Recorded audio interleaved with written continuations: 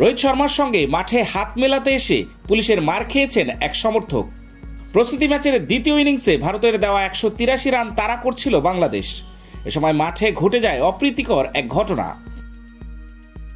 এক রোহিত ভক্ত নিরাপত্তা বেষ্টনী ভেঙে ঢুকে পড়ে মাঠে ঢুকেই ভারত অধিনায়কের সঙ্গে করমর্দন করতে ছুটে যান। তবে সেই সময়েই মাঠে ছুটে আসেন নিরাপত্তারক্ষীরা। এরপর তাকে মাঠে ফেলে দিয়ে চেপে ধরে বেধড়ক পেটাতে থাকে মার্কিন পুলিশ।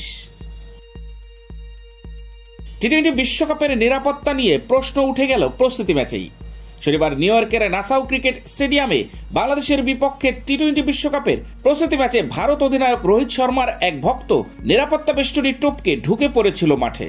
এই ঘটনার পরেই নিরাপত্তা নিয়ে শুরু হয় সমালোচনা। রোহিত এই ঘটনা দেখে অস্বস্তিতে পড়ে যান। স্মুথ শেভিং এর জন্য শুধুমাত্র কুল, নাথিং এলস। রোহিত নিরাপত্তারক্ষীদের কঠোর হতে বারণ করার পরও সেই ভক্তকে হাতকড়া পরিয়ে মাঠের বাইরে নিয়ে যাওয়া হয়। তবে এভাবে সেই ভক্তকে চেপে ধরে পেটানোর বিষয়টি ভালো লাগেনি রোহিতের। তিনি সেই জায়গা থেকে না সরে গিয়ে নিরাপত্তারক্ষীদের অনুরোধ করেন, কিন্তু তাতেও কাজ হয়নি।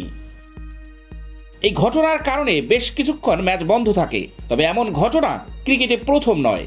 ক্রিকেট তারকাদের সঙ্গে দেখা করার ইচ্ছে নিয়ে প্রায় মাঠে ঢুকে পড়ে ভক্তরা।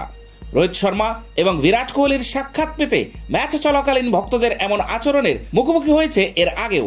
তবে পুলিশ এতটাও করা হয় না সাধারণত, যতটা শনিবার মার্কিন পুলিশ হয়েছিল।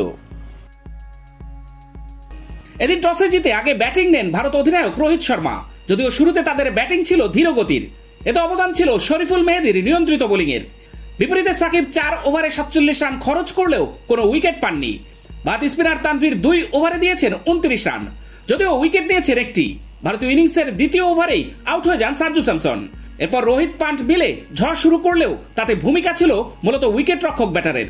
মাহমুদুল্লাহর বলে আউট হওয়ার আগে ভারতীয় অধিনায়ক 19 বলে 23 রান করেন।